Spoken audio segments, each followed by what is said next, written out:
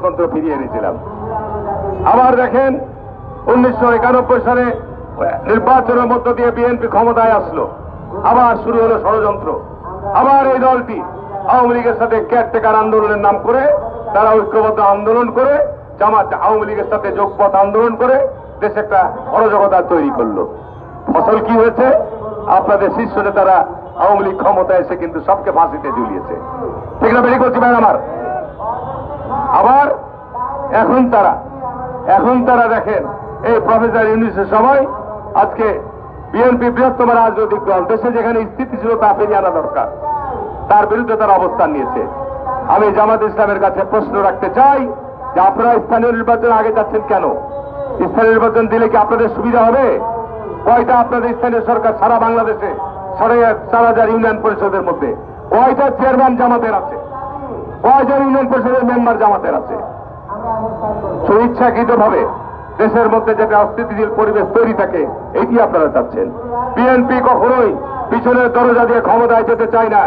বাংলাদেশে যতবার নির্বাচন হয়েছে এই দলের জন্মলাভের পর বরাবরই বিএনপি জনগণের ভোটে ক্ষমতায় এসছে। যখনই ষড়যন্ত্র হয়েছে বিএনপিকে ক্ষমতা থেকে বাইরে রাখার জন্য, এখনো ষড়যন্ত্র হচ্ছে বিএনপিকে ক্ষমতা থেকে বাইরে রাখার জন্য। পারবেন না। আজকে অন্তর্বর্তীকালীন সরকারকে স্পষ্ট বলতে চাই, যদি ষড়যন্ত্র চক্রান্ত নামেন, আমরা যদি রাস্তায় নামি 24 ঘন্টাও ক্ষমতায় থাকতে পারবেন না। আমরা দেশকে ভালোবাসি, আমরা দেশকে করতে চাই, আমরা ধৈর্য ধারণ করে আছি। কোন অবস্থাতেই জাতীয় নির্বাচনের আগে কোন নির্বাচন হবে না। জাতীয় নির্বাচন আগে হতে হবে, দেশকে স্থিতিশীল করতে হবে, দেশের মানুষের মধ্যে আস্থা এবং স্বস্তি ফিরিয়ে আনতে হবে, সংস্কার হবে এবং আওয়ামী লীগের দোষরদের, আওয়ামী লীগের চোরদের, আওয়ামী লীগের অপরাধীদের বিচার আমরা কন্টিনিউ করব। বিচার আমাদের করতে হবে, বিচার আমরা করব ইনশাল্লাহ। আওয়ামী লীগের সাথে বিএনপির তকমা লাগানোর কোনো সুযোগ নাই। কেউ শুনিয়ে দিচ্ছেন যে আজকে জামাত বিএনপি মনে হয় আওয়ামী লীগের সাথে তকমা লাগছে। নো, আওয়ামী লীগ কর্তৃক বিএনপি যে সাফার করেছে, বেগম খালেদা যে সাফার করেছে, তারেক রহমান যে সাফার করেছে, গোটা বিএনপির পরিবার যে সাফার করেছে, এটি কে করেছে? কোন দল করেছে?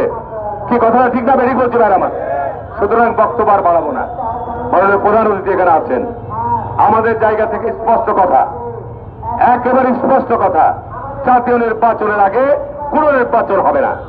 জাতীয় নির্বাচন আগে হবে এবং ইনশাল্লাহ এই গত 15 বছর যে ত্যাগ এবং স্যাক্রিফাইস করেছি, আমরা আশ্বাস দিতে পারি যদি বিএনপি ক্ষমতা আসে, স্থানীয় সরকার নির্বাচন হবে অবাধ, সুষ্ঠু, পক্ষপাতিত্বমূলক, নিরপেক্ষ নির্বাচন হবে। সেখানে নির্বাচনের মধ্যে যারাই নির্বাচিত হবে তারা স্থানীয় সরকারের কাজ করবে। আর স্থানীয় সরকার নির্বাচন যদি আগে করেন তাহলে কেন অস্থিতিশীলতা হবে সেটাও আমি বলে দিচ্ছি।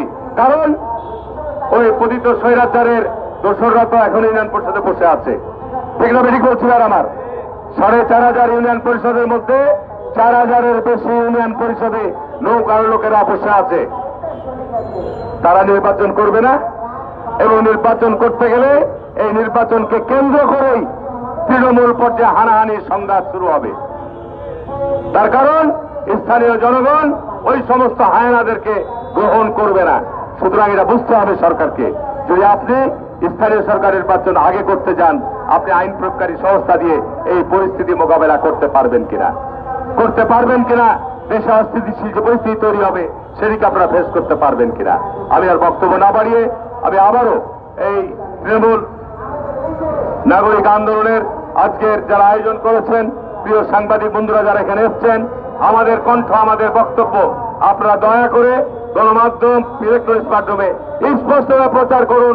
আমরা স্পষ্ট বলছি, জাতীয় নির্বাচনের আগে অন্য কোন নির্বাচন আমরা হতে দেব না।